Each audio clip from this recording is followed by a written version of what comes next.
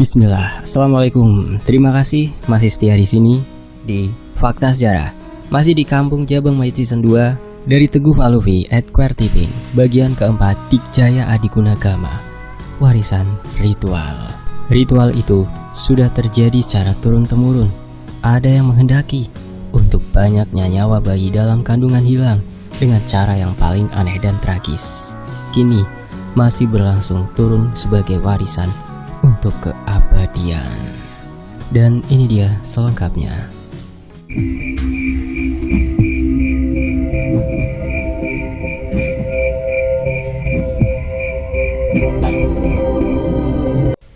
Perpindahan hari baru saja akan terjadi pertengahan malam ini.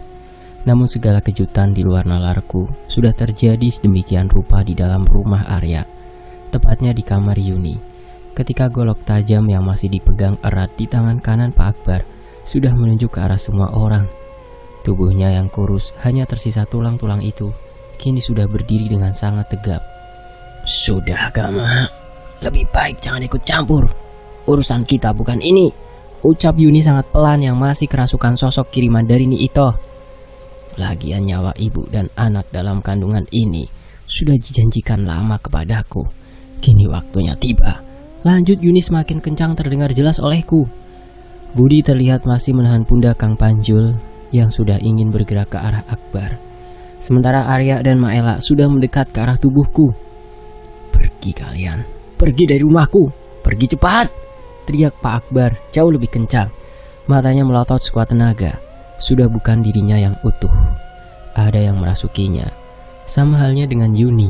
Semuanya terkendali melalui Ni Ito yang tidak menampakkan wujudnya itu. Terlihat Ibu Yani dan ibunya Arya serta Bi Ratna sudah berjalan ke arah kamar Yuni. Namun tiba-tiba langkahnya terhenti melihat kejadian mencekam malam ini di depan matanya. "Bud," ucapku ke arah Budi, karena tidak ingin terjadi hal yang lebih parah di rumah ini akibat ulah Pak Akbar yang secara tiba-tiba. Belum selesai anggukan kepalaku ke arah Budi, Budi sudah berlari ke arah Pak Akbar yang sedang mengatur nafas ngos-ngosannya. Langsung terlihat sangat kaget dan langsung melayangkan 2 kali sayetan golok ke arah kepala dan tubuh Budi. Beruntungnya dengan cepat Budi menghindar. Teriak Pak Akbar ketika 2 tangan Budi dengan kuat mengunci pergerakan tangan, membuatnya tidak bisa bergerak sama sekali, sehingga golok di tangannya itu terlepas begitu saja mengenai lantai keramik. Dengan cepat golok yang berada di hadapan Kang Panjul itu langsung diambil oleh Budi. "Bud, sudah cukup," teriakku, karena tidak ingin Budi bertindak lebih, apalagi sudah menguasai tubuh kurus Pak Akbar dengan cepat.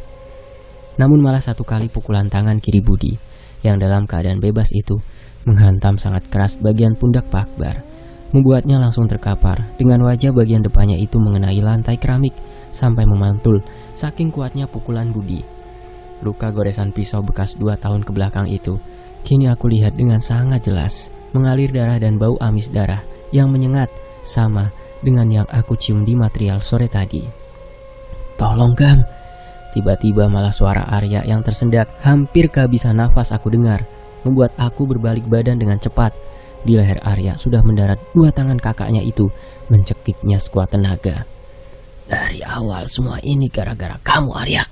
Seharusnya kamu mati di kampung itu," bisik Yuni di dekat telinga Arya yang hampir kehabisan nafasnya. Dengan cepat aku yang sedari tadi sudah memegang gelang gengge yang sudah panas di dalam saku celana. Aku keluarkan dan aku tempelkan sekuat tenaga pada tangan Yuni itu. "Panas!" teriakan Kak Yuni sangat kencang, sambil tubuhnya mundur seperti ada yang menariknya dengan keras dan menjatuhkan dirinya begitu saja ke atas kasur dengan mata yang sedari tadi melotot kini sudah terpejam, membuat Maela dan Kang Panjul langsung bergerak membenarkan posisi tubuh Kak Yuni, karena harus memastikan isi kandungan dalam perutnya itu baik-baik saja. Sementara Arya masih terlihat kaget dengan kejadian cepat barusan. "Bisa mati bapak ini kalau begini caranya." "Pembunuh kamu itu!" teriak Bi Ratna ke arah Budi yang melihat dengan jelas kejadian barusan sambil berusaha membangunkan tubuh Pak Akbar yang masih terbentang menghadap lantai. Diikuti langkah Bu Yani dan ibunya Arya mendekat ke arahku. Aku merasa bahwa Bi Ratna seperti tahu siapa Budi sebelumnya, padahal baru pertama kali melihatnya malam ini. Malah tiba-tiba Budi mendekat ke arah Bi Ratna yang sudah berjongkok memastikan keadaan Pak Akbar.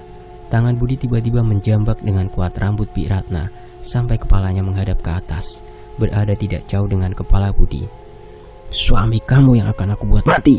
Nanti kepala yang terpisah dari tubuhnya akan aku bawa ke hadapan wajah kamu. Akan aku gores sama dengan luka akbar. Paham? Ucap Budi sangat menakutkan dengan tetesan keringat yang mengenai wajah Bi Ratna. Semua orang yang berada di kamar Yuni mendengar dengan jelas suara Budi, membuat semuanya seperti mencerna ucapan Budi. Terlebih suami yang Budi maksud adalah Mang Didi. Ampun, lepaskan, ampun, ucap Bi Ratna sambil menahan rasa sakit. Apalagi kedua matanya sudah berair karena menahan kuatnya jambakan tangan Budi.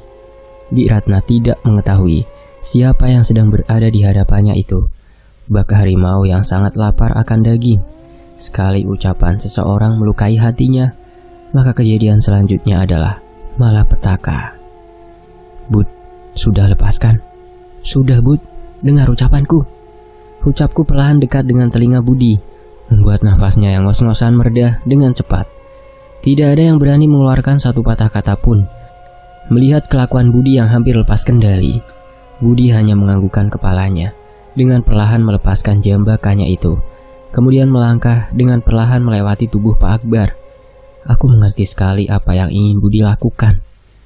Urus dan bawa kembali Pak Akbar ke kamarnya, Bi. Jaga ucapan. Dari lidah bisa menjadi pedang dan bumerang untuk diri Bibi, ucapku dengan tegas. Dengan dibantu Ibu Yani dan ibunya Arya serta Bi Ratna, mereka bertiga membawa tubuh Pak Akbar kembali ke kamarnya. Itu golok Bapak, Gam. Sudah lama tidak aku lihat, ucap Arya sambil mendekat ke arahku. Aku hanya menganggukkan kepala saja menjawab ucapan Arya. Apalagi aku masih belum paham dengan penampakan Nyi Itoh tanpa wujud dan bisa membangkitkan Pak Akbar. Seharusnya kandungan Yuni masih aman ini, ucap Maela perlahan, terus memastikan keadaan Yuni yang sudah terbaring. Syukurlah Mak, tapi mungkin ini baru saja awal yang menimpa Yuni. Arya cari tahu nomor mobil yang barusan Budi katakan. Dan Mang Panjul, maaf boleh bawakan air minum untuk Yuni? Jawabku harus bergerak cepat malam ini, karena aku tidak ingin keberadaanku di rumah ini malah mengundang sosok-sosok lain yang sudah aku rasakan akan segera tiba akibat kiriman Nyi Itoh. Ada yang dijanjikan Bapak kepada Nyi Itoh, Gam. Berarti kehamilan Kak Yuni, ucap Arya perlahan seperti sedang memikirkan sesuatu. Padahal baru saja aku akan mengatakan hal itu, mengingat apa yang keluar dari mulut Kak Yuni sebelumnya. Seharusnya iya seperti itu, Arya, sahut Maela sangat pelan sekali. Tidak lama Ibu Yani dan ibunya Arya sudah kembali ke kamar Yuni dengan segala kecemasannya. Sementara aku baru saja menerima air minum yang dibawa oleh Kang Panjul. Setelah aku bacakan doa, masuklah seluruh air minum itu ke dalam mulut Yuni dengan perlahan seperti orang kehausan. Maaf Gama, apa akan sama kejadiannya seperti di kampung? Sahut Ibu Yani tiba-tiba, sudah berada dekat dengan tubuh Yuni. Keadaan Yuni sangat mudah dirasuki. Kita semua sama-sama tahu ini ulah siapa. Coba ajak bicara Pak Akbar baik-baik. Perjanjian apa yang telah diperbuatnya dengan Nyi Itoh? Jawabku setelah merasakan banyak keanehan yang terdapat pada tubuh Yuni. Sejak kepulangannya 2 tahun kebelakang itu, Akbar tidak pernah berbicara apapun lagi. Pelunasan hutang sampai material bisa kembali beroperasi, semuanya berjalan cepat begitu saja. Apa mungkin? Jawab ibunya Arya terus mengelus rambutnya Yuni. Dan aku paham betul kecemasannya itu. Apalagi pada kandungan di dalam perut anak perempuannya. Sulit untuk lepas dari ikatan janji dengan dukun beranak itu. Hanya tumbal dan nyawa. Bahkan puluhan tahun di desa Rangkaspuna, kutukan itu tidak pernah benar-benar hilang. Apalagi yang memulai semua itu adalah kakeknya Arya, sahut Maela menjelaskan, meratap pasrah akan keadaan Yuni. Malah tiba-tiba terdengar teriakan kencang dari kamar Pak Akbar, diikuti langkah kencang Bi Ratna yang menuju kamar. Bu, Bapak Bu, teriak Bi Ratna sambil berlari dari arah kamar Pak Akbar. Ada apa Ratna? Tanya ibunya Arya dengan panik. Jendela kamarnya Bapak ada yang mendobrak. Bibi lagi ke dapur bawa air hangat buat handuk karena lukanya semakin banyak. jawab Iratna semakin panik. Apalagi teriakan untuk kedua dan ketiga kalinya terdengar jauh lebih keras. Aku akan kembali besok atau lusa, Arya. Jaga keadaan kakak kamu dan ingat bawa terus keris pusaka pemberian budi, bisikku pada telinga Arya. Manakala Ibu Yuni, Kang Panjul, dan ibunya Arya tergesa-gesa menuju kamar Pak Akbar, hanya tersisa aku, Arya, dan Maela saja. Bayangan pemakan janin itu adalah ilmu tertinggi Nyi Itoh ketika menjemput janin-janin dalam kandungan Gama. Tolonglah keluarga ini satu kali lagi, sumbernya tetap dibawa dari ujung kampung itu, sahut Maela tiba-tiba, padahal aku baru saja akan pergi. Maksudnya, Mak? Tanyaku sambil kembali berbalik badan. Begitu juga dengan Arya. Biasanya tanah hitam. Iya, taburan tanah hitam. Dulu setiap satu rumah yang terkena taburan tanah itu, maka bayangan itu akan tiba dan akan membawa janin dalam kandungan. Itu puluhan tahun ke belakang setelah Amber berjaya di kampung. Dan yang Mak takutkan, tanah yang sama sudah tiba di rumah ini, lanjut Maela dengan ketakutan. Baik, Mak, Gama paham. Jaga Yuni, kasihan kandungannya harus selamat, jawabku semakin tegang. Apalagi teriakan di kamar Pak Akbar sudah terdengar kembali. Arya, kasih aku kabar apapun yang terjadi di material ataupun rumah. Bilang kepada Mang Panjul, habisi saja siapapun yang mengganggu ke rumah ini. Lanjutku kemudian berjalan menuju dapur, kembali melewati kamar Pak Akbar yang sudah terdengar erangan kencang, seperti menahan rasa sakitnya. Sementara Arya sudah memasuki kamarnya untuk membawa keris pusaka pemberian budi agar mempermudah Mang Idim dan Ki Dudui memantau situasi di rumah ini. Bahkan aku baru sadar, sejak kejadian tadi, kamar Yuni sama sekali tidak ada yang menyalakan lampu-lampu yang berada di ruangan ini, termasuk Mayong Hideng yang baru aku sadari hanya terdiam di depan kamar yang bersebelahan dengan kamar Pak Akbar yang pintunya itu masih terbuka sedikit. Kenapa diam di sini? Ucapku perlahan sambil jongkok, mengelus-elus kepala Mayong Hideng yang terus saja menatap ke arah dalam kamar. Aku hanya menganggukkan kepala saja, karena tidak jarang keberadaan Mayong Hideng ini selalu membawa sebuah pertanda. Mungkin salah satu alasan kenapa tadi jendela kamar Pak Akbar ada yang mendobrak juga. Baru saja aku melangkah ke dapur, sudah terlihat Budi sedang mencari sesuatu dengan cepat. Ketika melihat keberadaanku, Budi hanya menganggukkan kepalanya dan memberi tanda agar segera aku keluar dari dapur. Budi itu, ucapku kaget, sudah melihat pisau andalannya itu penuh dengan lumuran darah. Hanya ini caranya, Gam, maaf. Ayo cepat keluar sebelum ketahuan, jawab Budi sambil berjalan tergesa-gesa, lalu memasukkan darah yang menempel di pisau tajamnya itu ke dalam plastik. Dan aku melihat Budi juga seperti memasukkan sebuah kertas foto ke dalam saku celananya. Bud, jangan bilang yang mendobrak jendela kamar Pak Akbar itu kamu, tanyaku setelah melewati kembali pagar besi yang sebelumnya aku dan Budi gunakan sebagai jalan masuk ke halaman rumah Arya. Iya, Gam, itu ulah aku. Aku penasaran dengan tanah hitam yang ditaburkan di bawah ranjang tidur Akbar dan darah dari punggung Akbar. Aku robek sedikit lagi luka di punggungnya. Ini, lihat. Ini juga ada foto mencurigakan dari kamar sebelah Akbar. Mungkin Arya akan tahu ini siapa, termasuk segala petunjuk orang misterius itu, jawab Budi sambil menunjukkan dua plastik berisikan darah merah yang segar dan tanah hitam. Membuat aku langsung kaget. Apalagi tidak lama Maela menyebutkan perihal tanah hitam itu ketika di kamar Yuni. Dan aku juga yakin kamar tersebut ditempati Bi Ratna, membuat kunjungan malam ini ke rumah Arya membuahkan hasil. Aku paham sesuatu, Bud.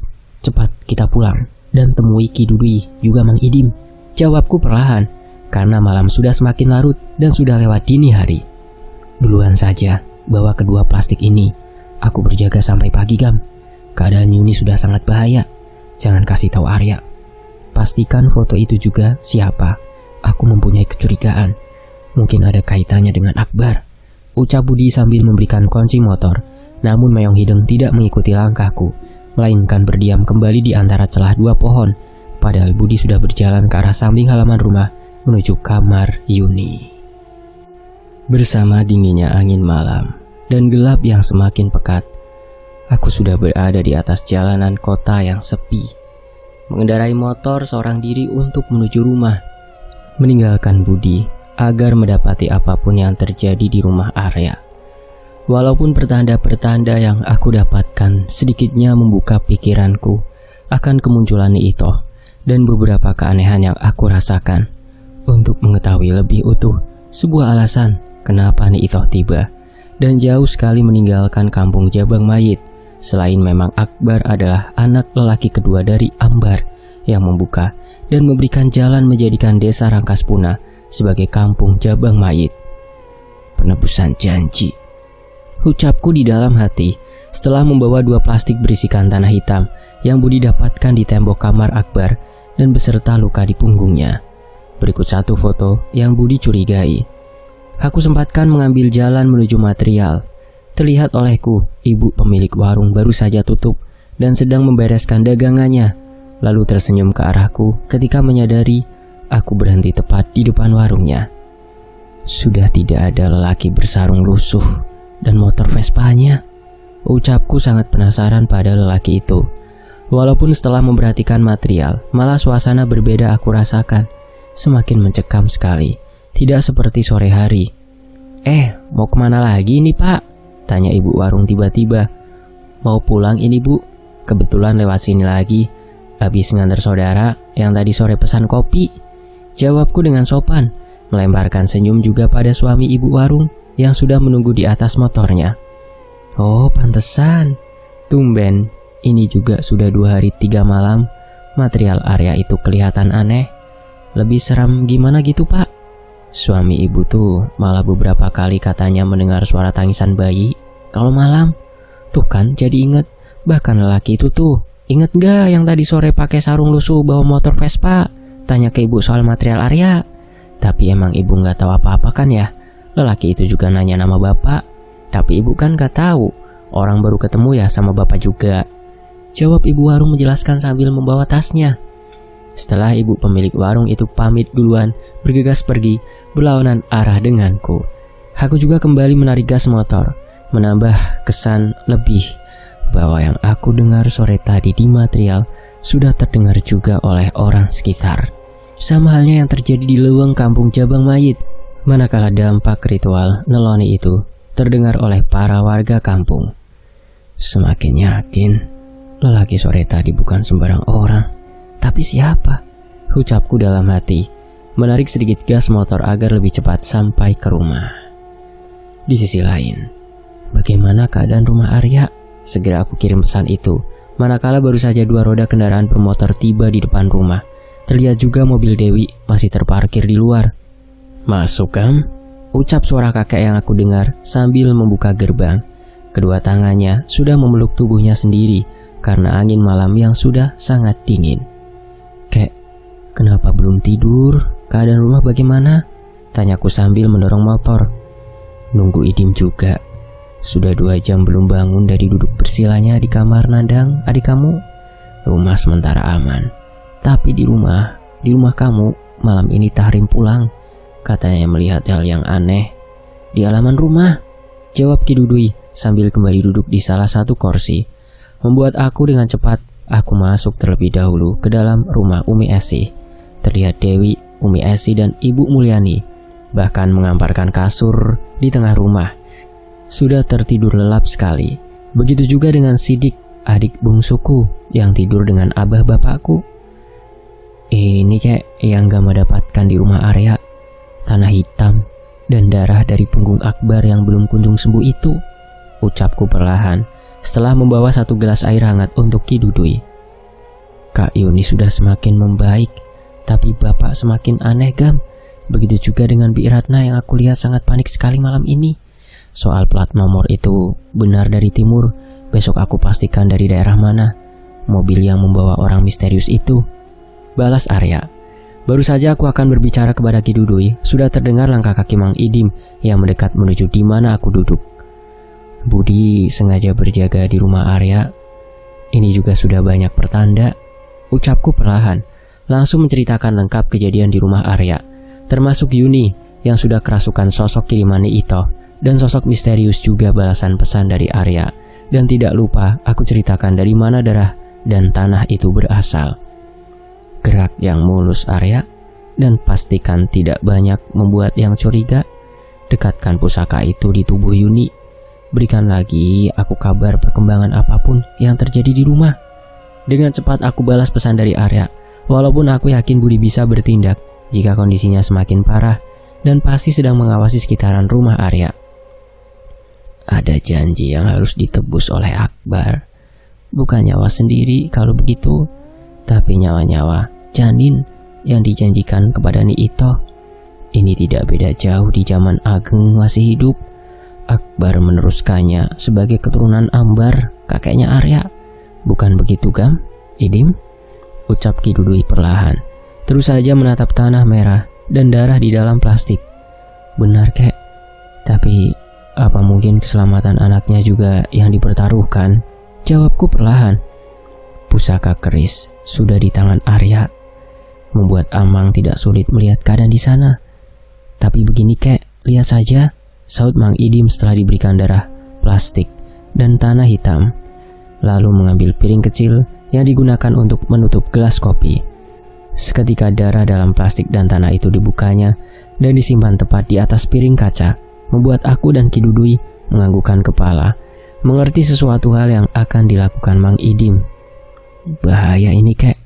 Gama paham sesuatu, ucapku dengan tegang. Harusnya tanah itu dari kampung Jabang Mayit, tanah yang sudah tercampur dengan darah-darah yang cukup lama. Mungkin darah janin-janin yang digugurkan di ujung kampung itu, Gam. Coba kamu aduk sedikit, Tim, jawab Ki Dudui. Perlahan tanah yang hitam itu dicampurkan dengan darah dan seketika warna tanah itu semakin gelap. Iya benar, ada seseorang suruhan Akbar dan mengendaki bahkan semua ini terjadi. Mungkin seperti Barja pada Ageng, namun sosok orang misterius itu diperintah Akbar. Lanjut Ki Dudui. Aku hanya terdiam, membenarkan semua ucapan kakek karena menjawab apa yang ada dalam pikiranku. Ni Ito tidak ingin menghabisi Budi dan Gama terlebih dahulu, melainkan membereskan urusannya hingga kesaktiannya lebih gila. Itu tujuannya, jawab Mang Idim perlahan dengan raut wajah cemasnya. Dan ini, Mang, foto yang Budi ambil. Tolong sekali pastikan siapa perempuan ini, karena aku baru menyadari mirip sekali dengan sosok perempuan yang berwujud dari bayangan yang masuk ke kantor Arya. Mungkin ini Nita, sahutku sambil mengeluarkan foto dalam saku celanaku.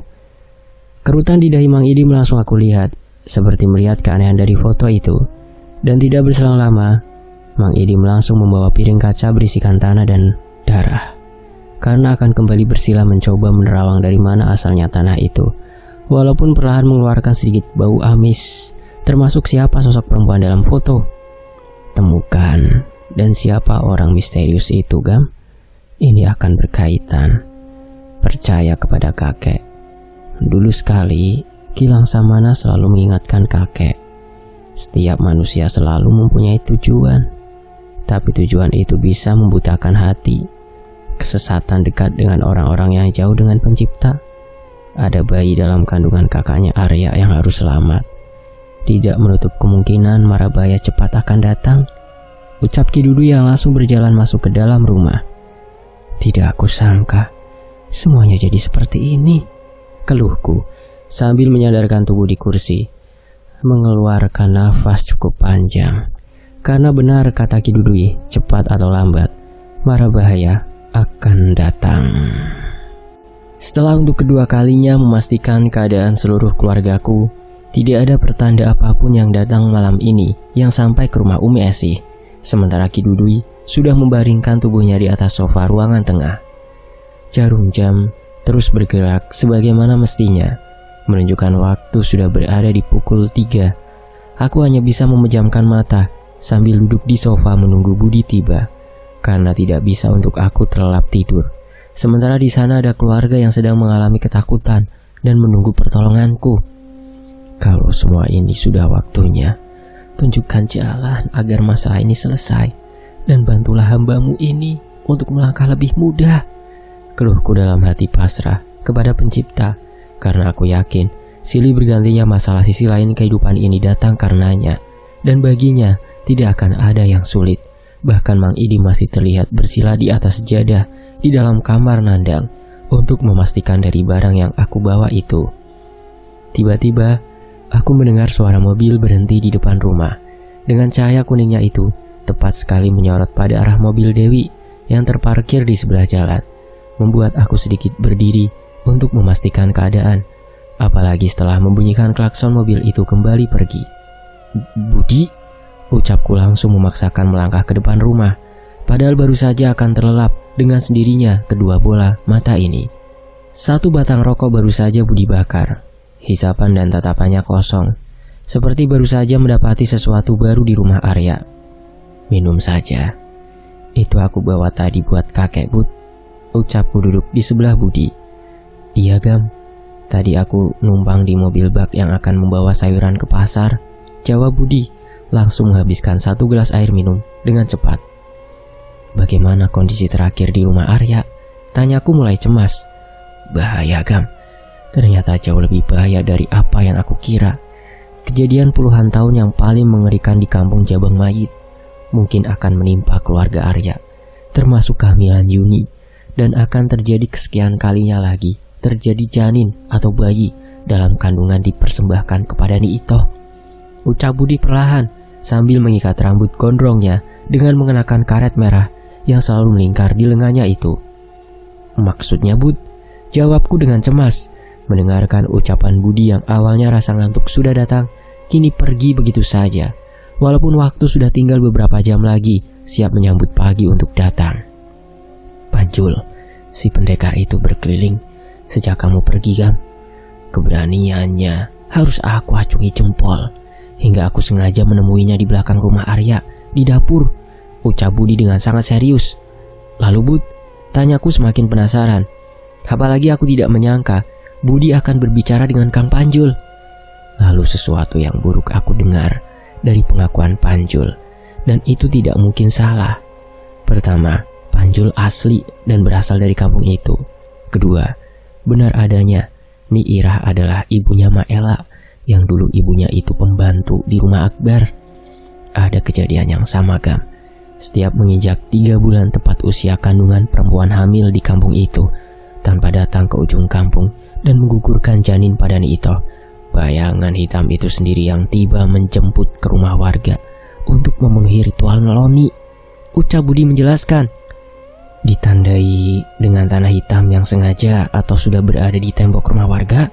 jawabku dengan tegang. Apalagi angin pagi sudah sangat dingin, menggerakkan pintu rumah yang sengaja terbuka. Benar itu. Lalu akan datang bayangan yang membawa janin bayi itu dengan paksa. Cara yang dihalalkannya sekalipun menghabisi nyawa sang ibu, hingga tangisan perempuan hamil itu terdengar kencang. Bukan pertanda kelahiran, melainkan kematian. "Dan kamu tahu, Gam?" ucap Budi menatapku tajam. "Apa, Bud? Katakan," jawabku sudah sangat penasaran dan detak jantungku sudah kencang. "Usia kandungan Yuni tinggal 3 atau 4 hari lagi menuju 3 bulan. Dan yang paling parah, keadaan di kampung sedang mencekam. Tangisan-tangisan suara bayi dan berbagai penampakan sudah terlihat kembali berasal dari leuweung sebelum rumah Ni Itoh. Setelah terakhir 2 tahun yang lalu, ketika Ageng mati, Panjul baru dapat kabar dari istrinya di kampung dan harus cepat pulang karena beberapa warga kembali datang ke rumah Ibu Yani. Sebagai keluarga Ageng yang tersisa, semua yang Panjul katakan dari Maela juga saksi masa lalu yang pernah terjadi, Gam," ucap Budi menjelaskan dengan sangat serius. "Kalau seperti itu, berarti memang Ni Itoh mengincar nyawa kandungan Yuni, Bud. Sudah pasti," jawabku semakin cemas. "Kita tidak punya banyak waktu, Gam. Makanya aku cepat pulang dan ini tidak bisa bergerak lambat sebelum hari di mana ritual," ucap Budi tertahan begitu saja. Ketika Mang Idim sudah berdiri di dekatku, Budi langsung mencium tangan Mang Idim. "Iya, hari di mana ritual paling sakral akan terjadi di kampung itu. Mungkin untuk keabadian dan kesaktian Ni Itoh sebelum menghabisi kalian berdua. Tumbalnya kehamilan Yuni sudah jelas yang akan Ni Itoh bawa. Mungkin dipersembahkan kepada Ni Itoh berkat perjanjian dengan Akbar. Ini baru kemungkinan terburuk saja, Gam," ucap Mang Idim sambil duduk di sebelahku dengan wajah yang penuh keringat, bahkan baru saja melepas kopiah yang menempel di kepalanya itu. Aku dan Budi langsung terdiam mendengarkan ucapan Mang Idim. Apalagi hal yang paling aku hindari ternyata berbuah bukti.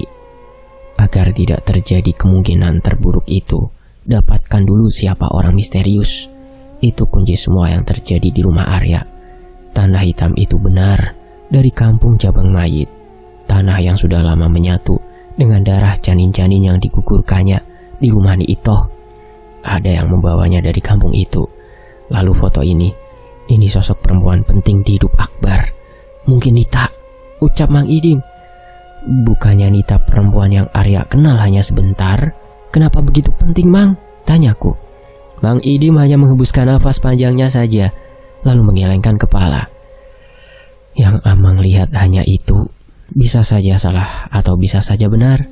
Itu perintah Ki Dudui sebelum kakek tidur barusan, dan kakek juga membenarkan soal Nita ini, ucap Mang Idim perlahan. Aku sudah tahu seharusnya itu siapa, Gam.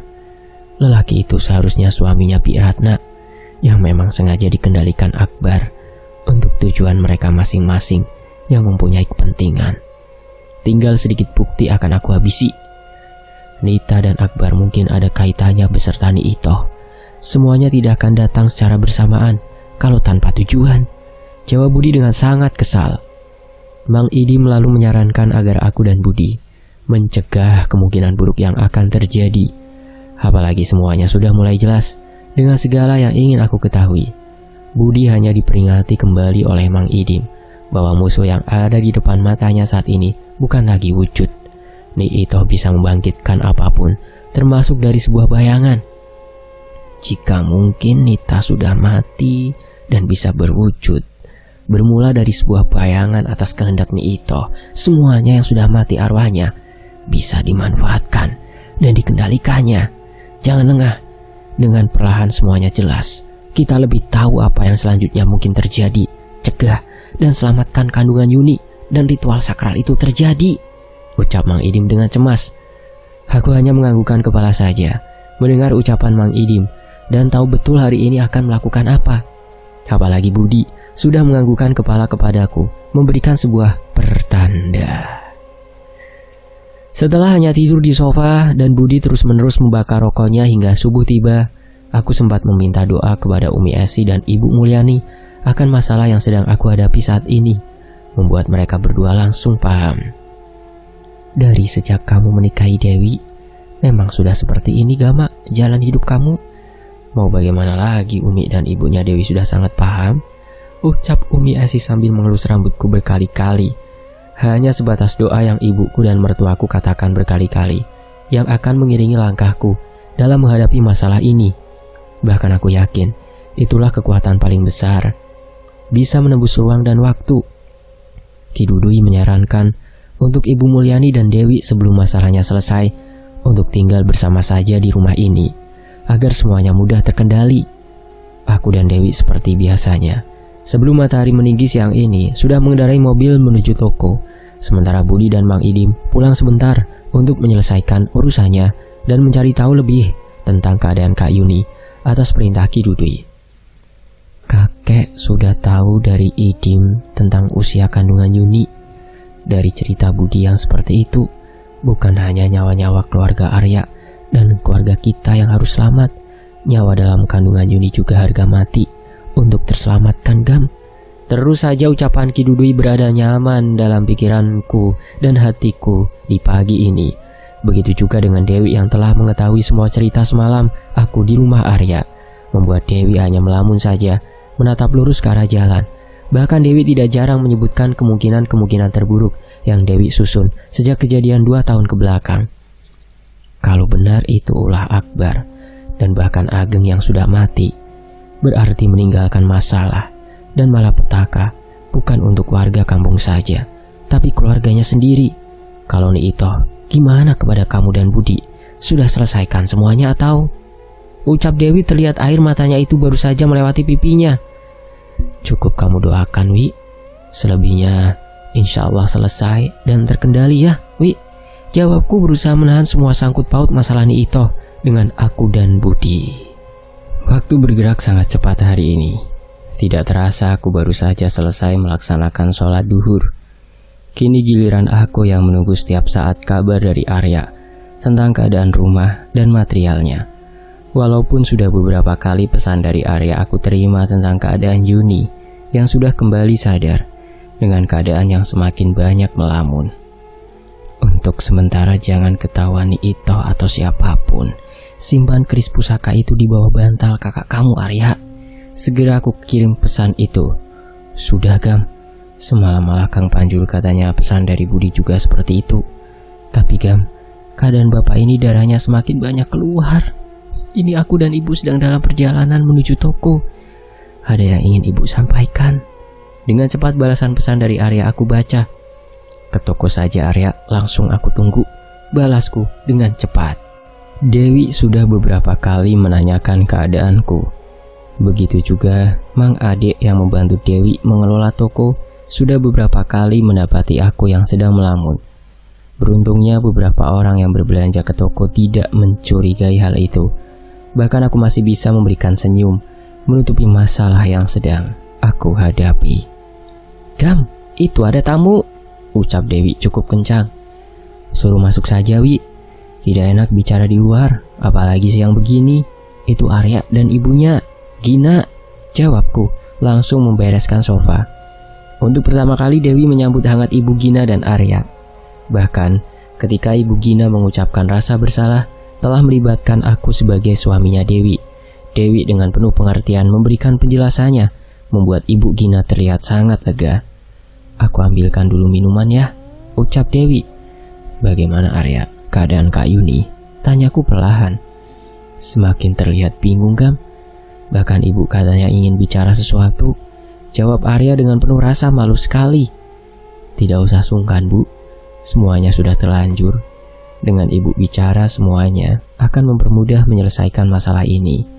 Ucapku berusaha menenangkan hati ibu Gina. Karena mau bagaimanapun, perasaan perempuan pastilah sama. Mendapati anak dan suaminya itu dalam keadaan penuh masalah.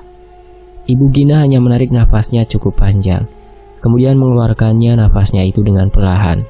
Kedua tangannya mengepal dengan kuat. Beruntungnya Dewi hanya mengantarkan minuman dan makanan karena harus kembali melayani pembeli yang datang ke toko. Katakan saja, Bu, biar Arya juga tahu semuanya, ucap Arya perlahan, sama penasarannya denganku. 2 tahun ke belakang, sebelum Arya pertama kali berangkat ke desa Rangkaspuna, ke rumah Ageng, kakak bapaknya itu, malam sesudah Arya pergi, Akbar tidak pernah bicara perihal kampung itu. Namun suatu malam, ibu tidak sengaja mendengar ucapannya di telepon bersama Ageng. Ucap ibu Gina perlahan, semakin kuat mengepalkan tangannya. Lalu, Bu, tanyaku berusaha tenang. Walaupun aku yakin ini pertanda lainnya yang harus aku dengar langsung siang ini. Lalu terdengar jelas, karena Akbar telepon sambil bersandar di kasur, dekat sekali dengan telinga saya, Gama. Kurang lebih seperti ini. Kita ini anaknya Ambar. Kamu yang harus meneruskan, agar semua urusan kamu selesai dengan mudah. Semuanya tidak mudah untuk kita akhiri.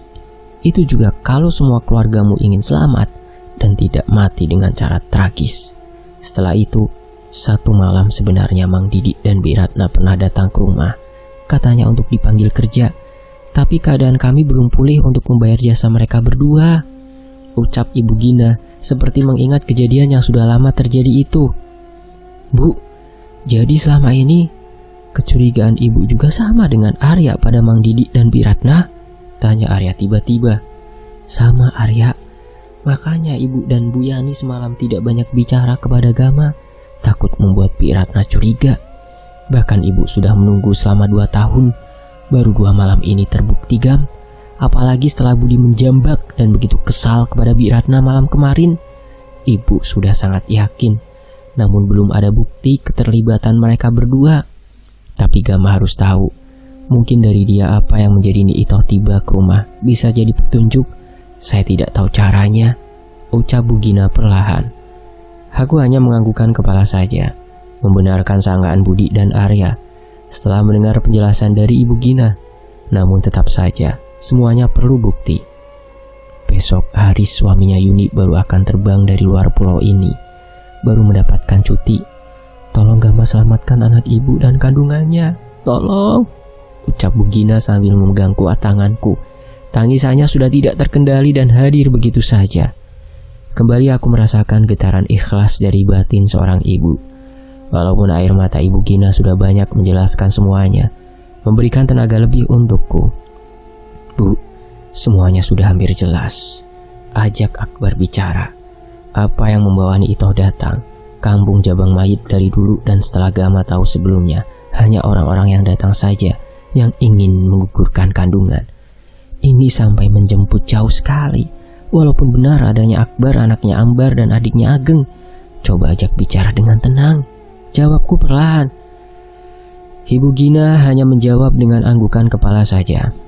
Walaupun ia sudah mencobanya beberapa kali sejak 2 malam ke belakang. Hanya gelengan kepala Akbar yang ia dapati. Dari apa yang ditanyakannya itu, lebih memilih untuk mengerang kesakitan, manakala lukanya mengeluarkan darah kembali dan tidur.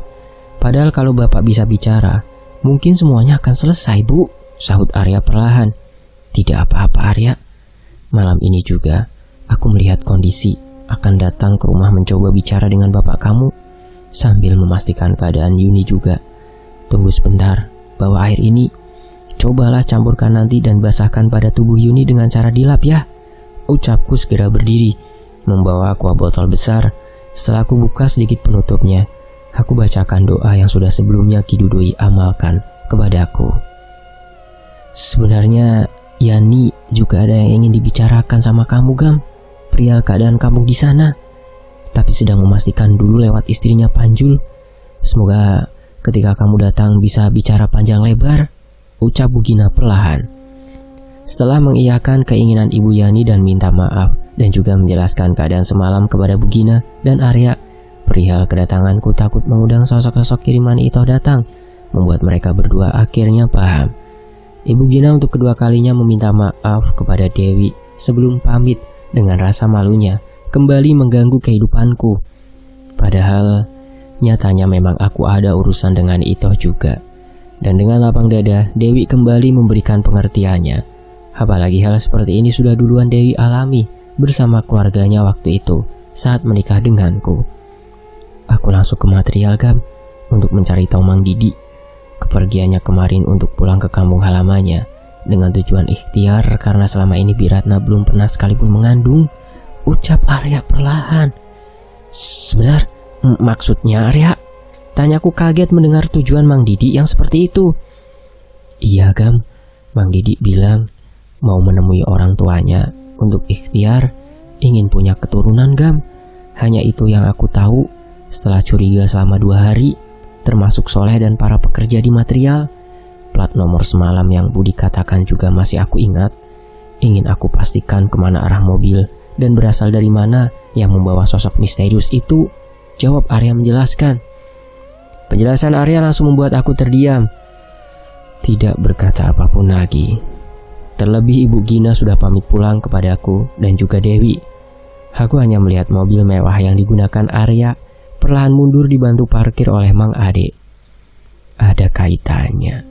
Seharusnya benar itu Didi.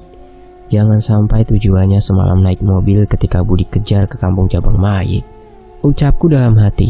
Semakin berdetak kencang jantungku. Apalagi ini tinggal menghitung hari dari kehamilan Yuni dan ritual sakral yang sudah Budi ceritakan akan menginjak usia 3 bulan. Setelah sore perlahan tiba dan aku sempatkan mengecek keadaan rumah, Mang Tahrim sudah terlihat berjaga kembali. Walaupun ditemani saudaranya, ia mengaku merasakan keanehan yang terjadi di halaman rumah. Bahkan kemarin berjaga sampai duduk di kursi depan rumah, dan aku menyarankan untuk melakukan hal itu. Tidak ada yang aneh aku rasakan di dalam rumah, termasuk aku membawa terlebih dahulu salin untuk Ibu Mulyani dan Dewi cukup banyak, karena aku mempunyai firasat Ni Itoh tidak akan tinggal diam, hanya menyerang keluarga Arya saja. Dalam perjalanan pulang menuju rumah Umi Esi, malah Dewi yang kini terlihat cemas pada keadaan Ibu Gina dan Arya. Apalagi setelah bertemu tadi siang, membuatnya langsung menyuruh aku malam ini juga kembali bertamu ke rumah Arya. Kasihan, Gam, keluh Dewi sambil memegang pundakku. Iya, Wi, malam ini juga aku yang akan bicara langsung dengan Akbar, ucapku yang baru saja menginjak rem mobil perlahan, karena sudah sampai di rumah Umi Esi ketika azan maghrib baru saja berkumandang. Budi langsung berdiri dari duduknya dan menundukkan kepalanya mengarah kepadaku. Terlihat sudah duduk Mang Idim dan Ki Dudui juga. Namun ketika selesai bersalaman, malah Mang Idim dan Budi masuk ke dalam untuk melaksanakan sholat terlebih dahulu. Sore sudah kembali tiba, Gam. Langit kuning keemasan itu berubah seketika, menepati waktu yang sudah pencipta ciptakan untuk menyambut malam. Sudah banyak hal yang kakek ketahui perihal masalah ini dari Budi dan Idim, ucap Ki Dudui sambil minum kopi hitam yang masih terlihat panas itu. Benar, Kek. Tadi siang ibunya memberikan kabar baru datang ke toko. Gama berniat datang lagi untuk menyembuhkan Yuni terlebih dahulu. Jawabku perlahan. Kalau memang aturan lama tidak bisa dipakai, tidak boleh ada nyawa yang melayang. Kali ini aturan itu sedikit berubah, Gam. Ucap Ki Dudui dengan suara khasnya, dekat sekali dengan telingaku, dan sudah memastikan tidak ada yang mendengar obrolannya denganku. Apalagi cahaya malam sudah perlahan datang. Untuk kali ini saja, pakai cara terbaik. Tapi daripada semakin banyak korban dari ritual neloni yang terjadi di kampung sana, jika 2 atau 3 bahkan lebih nyawa-nyawa itu harus melayang, lakukan. Kita perlu korban agar semuanya selamat. Termasuk kamu dan Budi.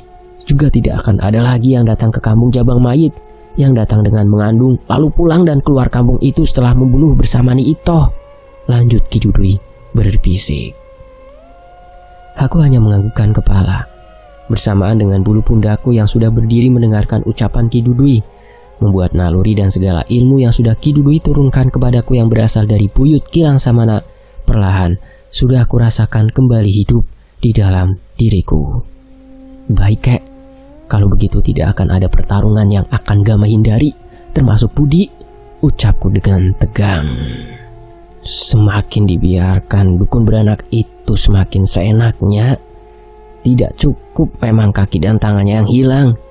Kasihan Meong Hideng sudah menunggu sejak sore di sana. Pergilah malam ini, temukan apapun yang harus membuat Yuni dan keluarga Arya selamat, termasuk Yani, Maela, dan Panjul itu. Kasihan, jawab Ki Dudui sambil menepuk pundakku. Bahkan aku baru menyadari Meong Hideng sudah berjalan terpincang-pincang ke arah kakiku. Setelah Budi menganggukkan kepala dan menyalakan motor, dari waktu Isya yang baru saja berkumandang belum lama, aku sudah pamit kepada Umi dan Dewi, juga Ibu Mulyani. Bahkan tidak jarang Abah yang biasanya terkesan tidak peduli, kini sudah berubah memberikan pesan kepadaku. Apapun yang sudah dimulai, tugas seorang ksatria menyelesaikannya. Apapun dan bagaimana caranya, Pencipta selalu ada, Gam. Ingat itu. Apa ada kabar baik, Gam, yang dikatakan Ki Dudui? Ucap Budi tiba-tiba sambil tersenyum senang. Untuk kali ini saja, Bud. Peraturan lama sedikit berubah.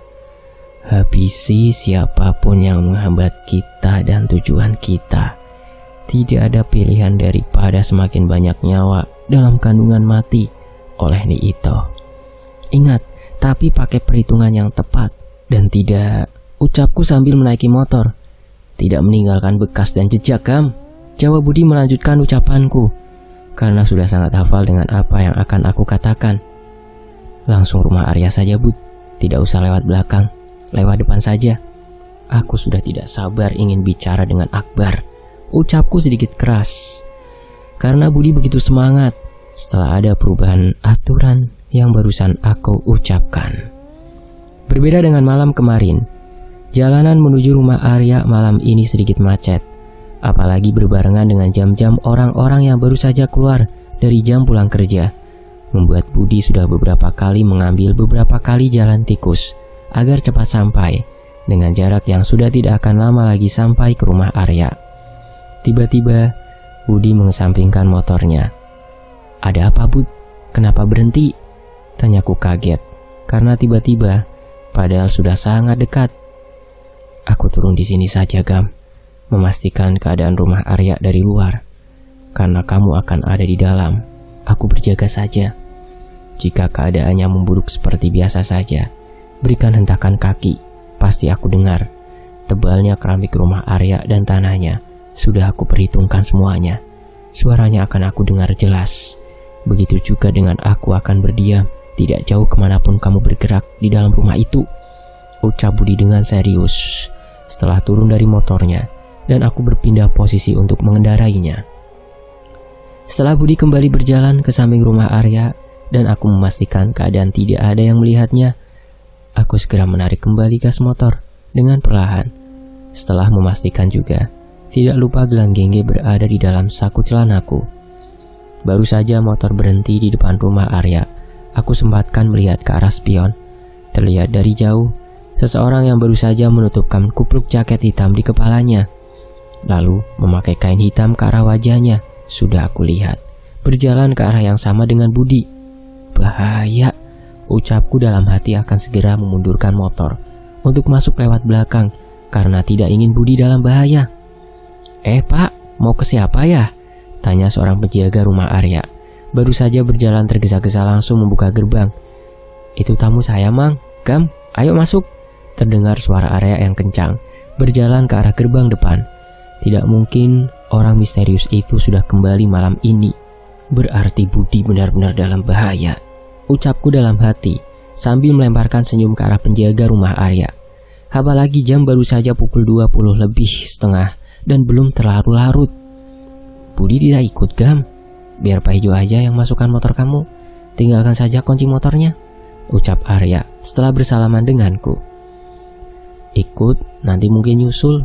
Gimana keadaan Yuni? Tanyaku berusaha tenang di hadapan Arya. Walaupun Pak Ijo, nama penjaga rumah Arya itu terlihat heran dengan tingkahku dan pasti tadi melihat raut wajah cemas ketika melihat ke arah spion motor. Masih kelihatan kebingungan. Air yang kamu berikan sebelumnya sudah Maela basuhkan pada tubuh Kak Yuni. Begitu juga dengan keris pusaka itu, sudah aku simpan di bawah bantalnya, Gam. Setiap Kak Yuni membaik, keadaan Bapak yang memburuk. Begitupun sebaliknya, Gam. Itu yang terjadi seharian ini di rumah, ucap Arya menjelaskan dengan cemas. Plat nomor itu bagaimana? Kemana orang misterius itu pergi? Tanyaku perlahan sambil berjalan. Benar ke arah timur. Plat nomor mobil itu satu kabupaten dengan desa Rangkas Puna, Gam. Tadi sore salah satu mobil yang mengantarkan kayu bilang, semalam Mang Didik menelpon dan suruh menjemputnya di ujung jalan besar dekat rumah sini. Tadi bertanya kepadaku, dan sore tadi katanya Mang Didik sudah pulang kembali dari timur. Perjalanannya sangat cepat, dan kalau benar dia dari sana, berarti tidak istirahat sama sekali. Ini cukup aneh, Gam. Walaupun masih masuk akal, ucap Arya menjelaskan. Aku hanya menganggukkan kepala dan membenarkan sosok misterius yang mengikuti Budi barusan ke arah samping rumah. Bud, habisi saja jika sulit, ucapku dalam hati. Cepat atau lambat aku atau Budi akan mengetahui siapa orang itu, karena sudah banyak mendapatkan petunjuk. Kamu kenal siapa wanita ini? Tanyaku sambil memberikan foto yang semalam Budi ambil di kamar Bi Ratna. Nita itu, Gam. Dari mana kamu dapatkan itu? Benar itu Nita, jawab Arya kaget. Bahkan tanpa memegang fotonya, langsung mengetahui nama perempuan itu dan membuat aku yakin ada hubungannya dengan Akbar. Di ruangan tengah, Mang Panju langsung bersalaman denganku, mengajak aku segera menemui Kak Yuni ke kamarnya. Mendapati keadaan rumah Arya malam ini jauh lebih mencekam, apalagi lampu-lampu segala penjuru ruangan di rumah ini dimatikannya. Nyalakan lampu, Arya, semuanya.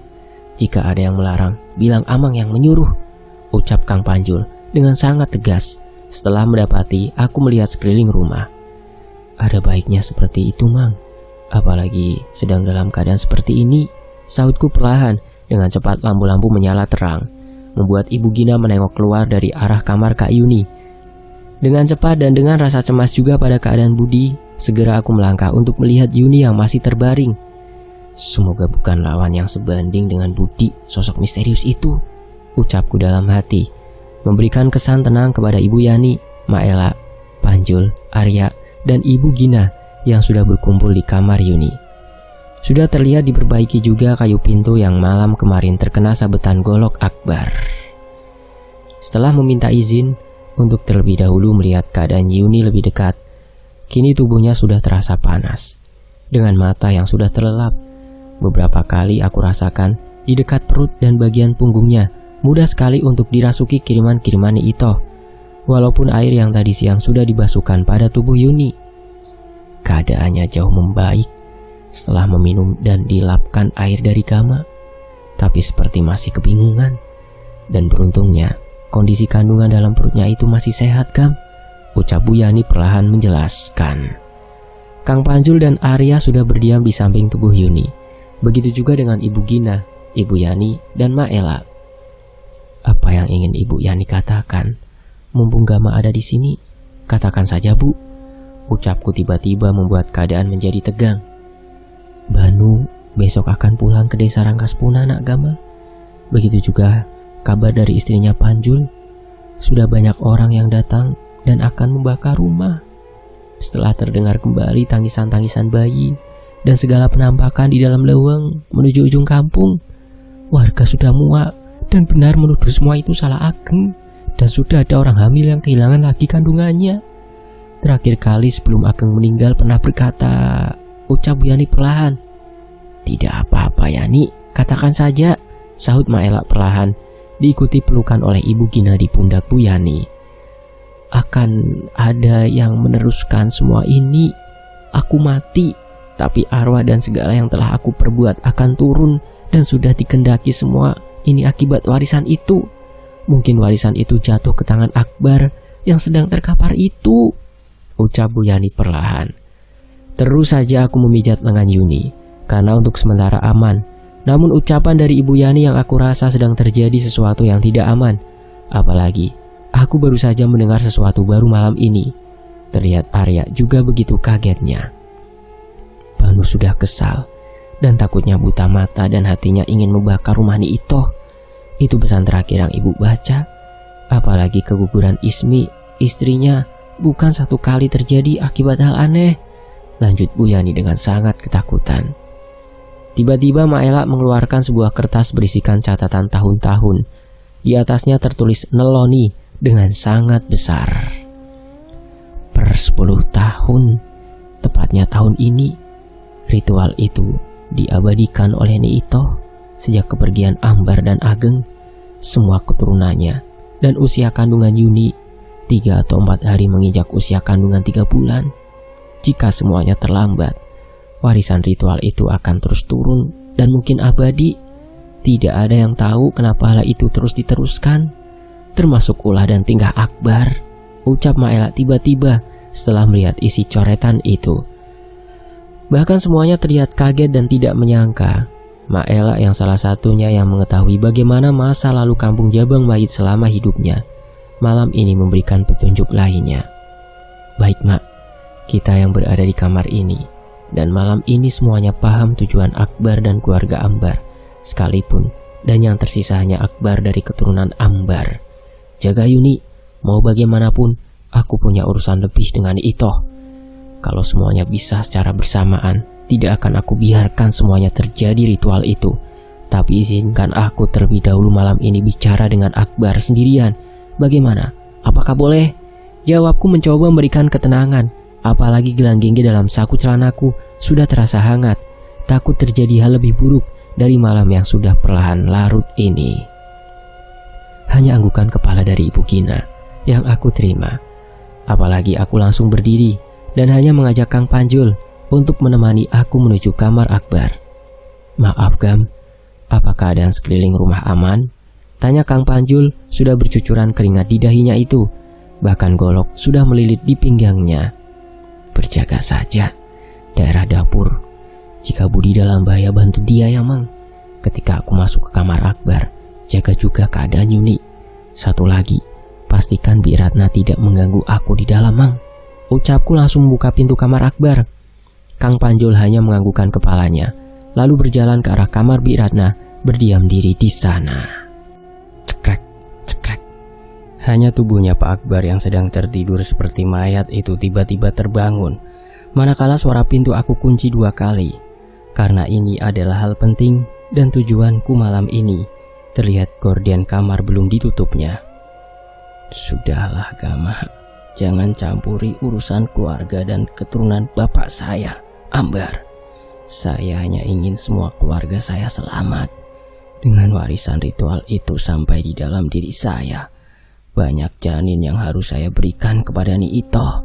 Ucap Pak Akbar sudah duduk di atas kasur ranjangnya itu. Setelah segala kemudahan yang didapatkan, dan selamat dari ujung kampung, Pak. Begitu caranya. Membiarkan janin dalam kandungan anak Bapak juga harus mati. Ucapku dengan tegas sambil duduk di salah satu kursi. Tangan Pak Akbar sudah bergerak perlahan, seperti akan mengeluarkan sesuatu di balik bantalnya itu. Apalagi aku sudah melihat tanah hitam di bawah ranjang Pak Akbar, dan pasti ada yang menghendaki tanah itu sampai. Percuma Bapak mengambil golok setajam apapun di bawah bantal itu. Keluarga Bapak sudah tahu semuanya. Bahkan Nita juga ada hubungannya dengan Bapak, bukan?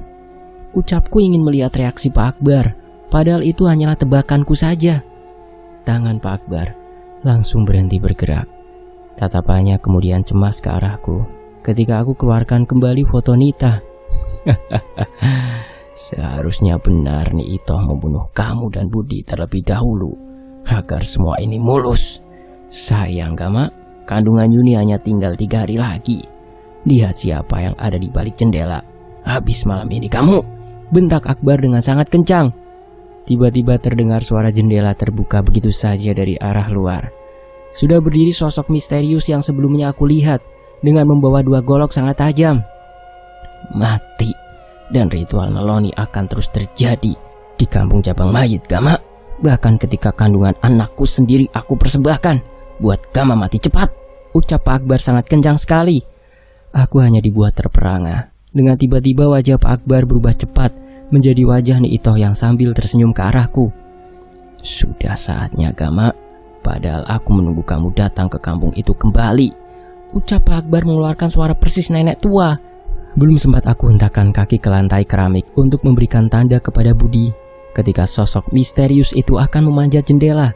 Kedua kakinya tepat sudah berada di kayu jendela.